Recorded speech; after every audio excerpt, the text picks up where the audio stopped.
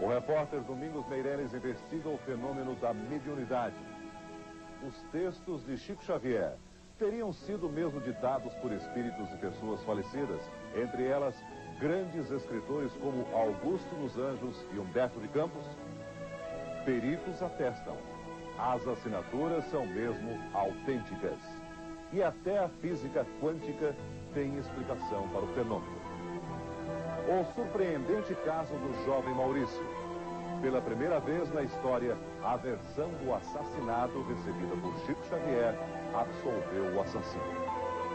A mensagem do piloto de helicóptero contando como foram os últimos momentos de Ulisses Guimarães. A emoção de quem recebe palavras de um parente morto. Um homem que faz o bem e a todos transmite serenidade. Este é Chico Xavier, nos depoimentos de Glória Menezes e Roberto Carlos. Há um mês, Chico Xavier completou 85 anos. Muito doente, ele já não recebe quase ninguém e se viu forçado a interromper o trabalho de mediunidade. Mas os frutos de uma vida inteira dedicada a servir ao próximo estão em toda parte, inclusive na cidade onde ele nasceu. Em 1910, quando Chico nasceu, Pedro Leopoldo, que fica a menos de 100 quilômetros de Belo Horizonte, tinha cerca de 5.000 habitantes.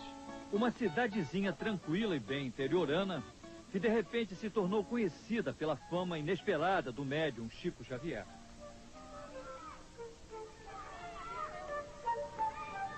Menino ainda, Chico já apresentava manifestações espirituais que escapavam ao entendimento da família.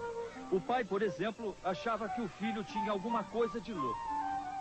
E meu pai não concordava com as minhas informações sobre vozes que eu ouvia. E o sacerdote que me confessava, ele então me aconselhou a aceitar um emprego aos 10 anos de idade, para que meu pai, impressionado com o que eu dizia, não promovesse a minha entrada no sanatório. Eu me entreguei numa fábrica de tecidos aos 10 de idade. Como trabalhava no meio de muito algodão, o algodão afetou os meus pulmões.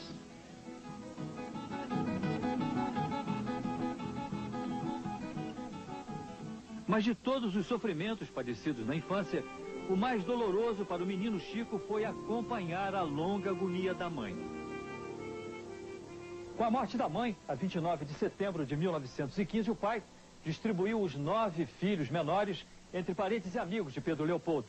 Chico passou então a viver com a madrinha Rita de Cássia, que o maltratava muito. Olha, minha mãe ensinou que é de pequenino que se torce o pepino, viu? Com a dor, Chico aprendeu também algumas lições. Todas as vezes que a madrinha o maltratava, ele era consolado com uma visão de luz. A mãe aparecia sempre com palavras de consolo para amenizar o sofrimento do filho. Ele sempre pedia que ela o levasse junto. O menino já não suportava mais os castigos da madrinha. Sua vida vai ser muito difícil, Chico. Muito dura. Eu aprendi desde muito cedo a venerar Nosso Senhor Jesus Cristo na fé que minha mãe me transmitiu desde os 2 anos de idade. Aprendi a considerar Jesus como sendo nosso Senhor e Mestre. João Cândido, o pai, era vendedor e se casou pela segunda vez. A nova mulher, Cidália Batista, lhe deu 6 filhos. Para ajudar a manter os irmãos e o resto da família, que era muito pobre, Chico foi trabalhar como escriturário em uma fazenda modelo do Ministério da Agricultura, em Pedro Leopoldo.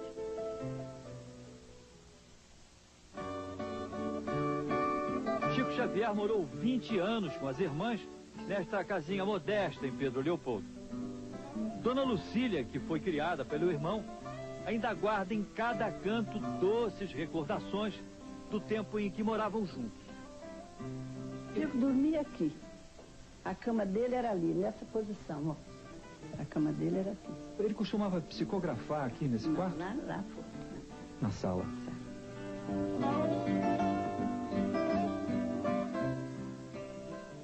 Essa foto ali do Chico, aquela foto mais jovem, essa foto em que ele aparece de terno branco, ele tinha quantos anos? 27. 27 anos. Ali ele já trabalhava... Trabalhava na Fazenda Modelo. Ali é um trecho da fazenda. Eu gosto muito de música. Gosto muito de música clássica. Eu ficava escrevendo e ouvindo. Aqui na sala? Na sala. Ele escrevia, ouvindo música e participando dos nossos assuntos. Ah, é? Sem parar de escrever. A música e a natureza sempre estiveram intimamente ligadas à vida de Chico Xavier. Chico Xavier, sempre que precisava meditar, costumava se refugiar em ambientes tranquilos, como o açude da fábrica de tecidos de Pedro Leopoldo. Era um dos poucos lugares onde ele podia ficar em paz e sozinho para poder fazer as suas orações. Foi durante um desses passeios que ele viu pela primeira vez a figura de Emmanuel, o seu mentor espiritual.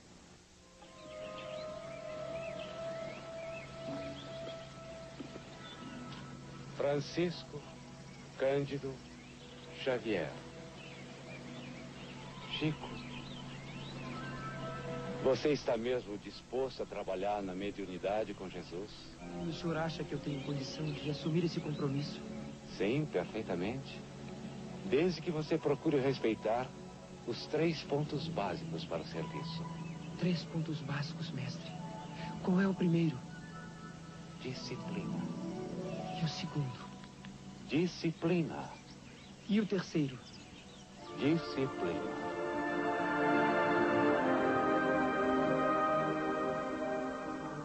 O primeiro centro espírita de Pedro Leopoldo foi batizado com o nome de Luiz Gonzaga. Dona Lia ainda se lembra da época em que o centro era um barracão. Chico morava ao lado com os irmãos. Hoje a casa onde ele nasceu, em 1910, também faz parte do centro. É a primeira vez que uma câmera de TV entra nesta casa, que para os espíritas é sagrada. Essa é a casa onde o Chico nasceu. Essa é a casa onde Chico nasceu, demolida para construir o centro. É uma casa bem menor. Bem menor, humilde, simples, como também era e é a família. Mas a casa já está bem modificada, né? Bem modificada, foi ampliada, mantendo a posição do quarto onde ele nasceu. Hoje o quarto é usado como sala de passes. E aqui foi uma coisa que temos que guardar para o resto da vida, né?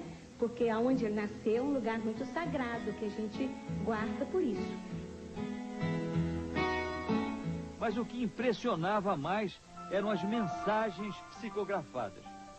Chico escrevia de olhos fechados textos atribuídos a autores que já haviam morrido.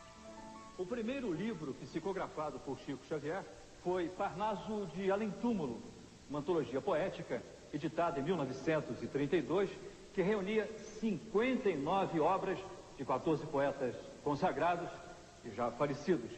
Entre eles, Augusto dos Anjos, que morreu em 1914, e Casimiro de Abreu, falecido em 1860. Esse livro, na época, provocou a maior polêmica. Tratava-se de uma fraude, de uma mistificação ou de um fenômeno mediúnico até então desconhecido. Fenômenos como esse despertavam suspeitas quanto à autenticidade dos dons espirituais do médium que havia se transformado no mito.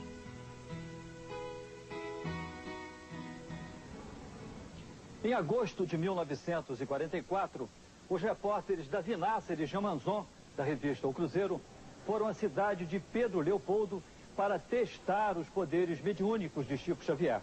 Os dois apresentaram-se como jornalistas americanos e fizeram uma longa reportagem com o título Chico, Detetive do Além. Jean Manzon fotografou o médium se concentrando e em seguida fez um flagrante que a revista qualificou como sensacional. Chico em transe dentro de uma banheira. Depois, o médium aparece lendo, psicografando e em momentos de descontração dentro da casa onde morava com as irmãs. As fotos revelavam que eles estavam diante de um homem extremamente ingênuo.